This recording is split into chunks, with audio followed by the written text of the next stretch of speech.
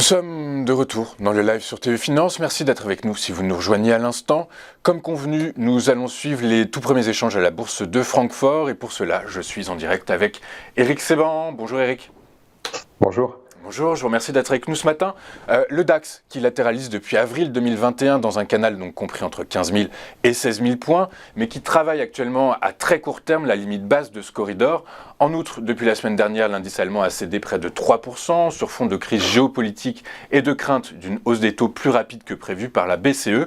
Dès lors, on peut s'interroger, est-ce là une simple respiration ou bien une amorce d'une lente décrue persistante, Éric ?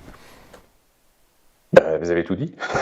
C'est exactement la question que tout le monde se pose. Enfin, j'imagine se pose en ce moment parce que la semaine dernière, quand on se parlait, on était 750 points plus haut. Enfin, pas par rapport à maintenant, mais par rapport au bas du range, justement, que vous avez évoqué.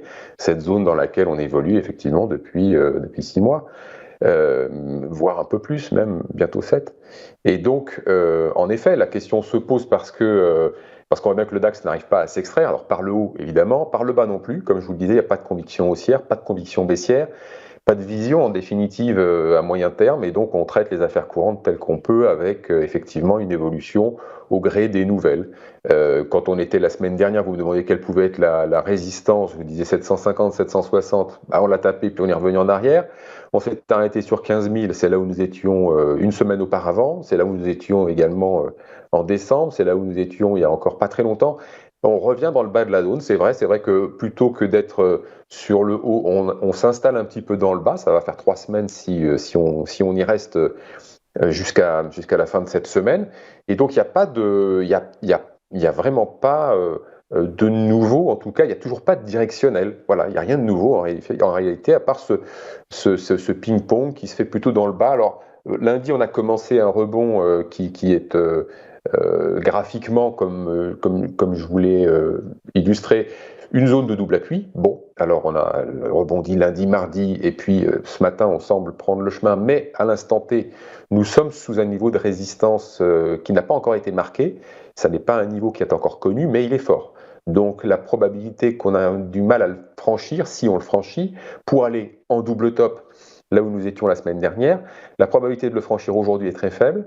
La probabilité de ne pas le franchir du tout, elle existe. La probabilité que ce double appui, parce qu'on est toujours dans une zone de double appui potentiel, un double appui il est réellement confirmé quand on est vraiment près du double top. Donc pour l'instant c'est une zone de double appui potentiel qui reste encore à confirmer puisqu'elle est en cours. Et si on retombe dans le bas parce que la résistance actuelle fait son effet, eh bien les probabilités d'aller chercher un test vers 14 800 sont assez probables.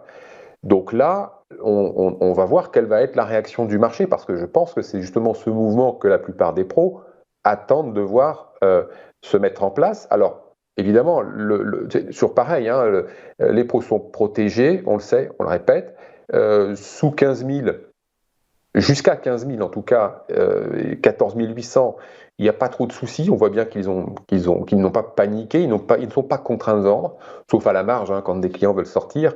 Et c'est vrai que les particuliers en ce moment se posent pas mal de questions et je me mets à leur place. C'est sûr que quand on ne maîtrise pas les outils de couverture, c'est compliqué dans la phase actuelle parce que on a beau ne pas avoir de nouvelles très très fortes pour faire décaler le marché, on est dans le doute. Donc, je parle de décaler vers le bas, évidemment, si c'était pour aller vers le haut, personne ne s'inquiéterait, mais la menace d'aller plus bas, elle est toujours là, elle est entretenue, elle n'est pas contournable, on ne peut pas avoir de réponse, c'est la raison pour laquelle si on ne peut pas se protéger, c'est compliqué à vivre.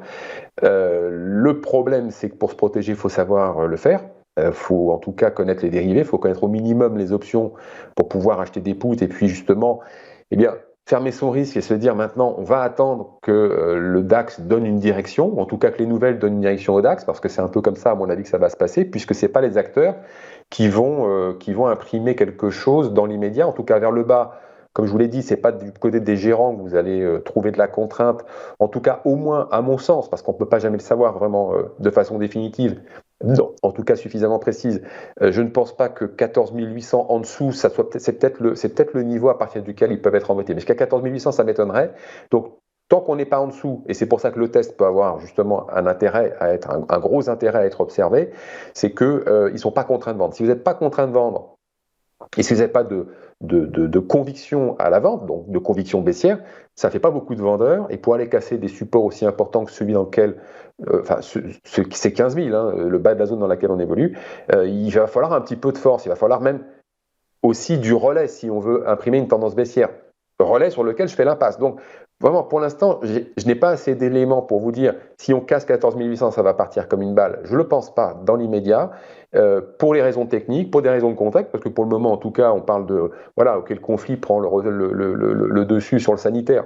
C'est tout, hein, pour le moment, on n'a rien de nouveau.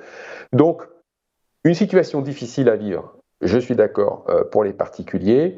De la gamberge du côté des pros, de la gamberge de toute façon pour tout le monde, mais plus sereine parce que protégée.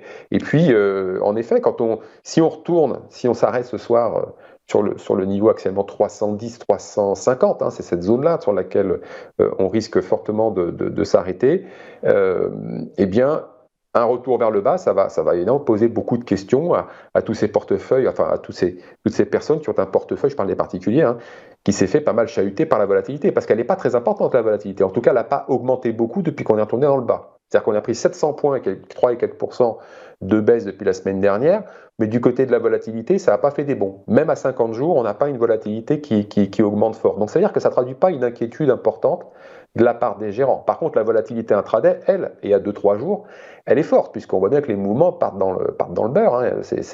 Et donc là, vous vous dites, qu'est-ce que je fais de mes actions? Si on repasse sous 15 000, qu'est-ce que je vais faire? C'est certainement pas le moment de vendre en réalité. Hein. Ce qu'il faut, c'est surtout essayer de se couvrir. Il faut essayer de se couvrir, il faut aller chercher des options pour attendre que la période passe, ou bien alors, dès qu'il y a un rebond technique, mais ben, c'est trop tard. En tout cas, il fallait avoir le plan de revente s'il y avait un rebond technique.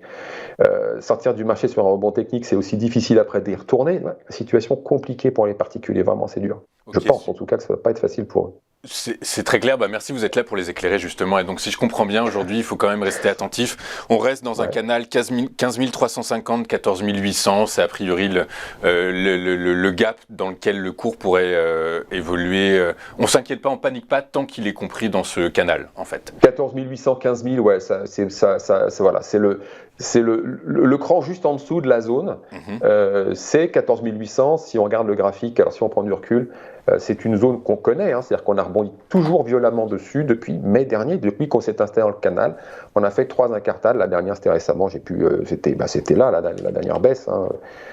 Je m'y perds un peu. On passe tellement dans ces zones 50 fois qu'à la fin, ça devient compliqué de se repérer précisément avec les dates. Ok, super. Merci beaucoup, Eric, d'avoir été avec nous ce matin. Avec plaisir. Je vous souhaite une très bonne journée. Je vous dis à bientôt. On marque une nouvelle pause et nous poursuivons notre live dans un instant avec les Market Movers de Bernard Prats d'Esclos. A tout de suite sur Téléfinance.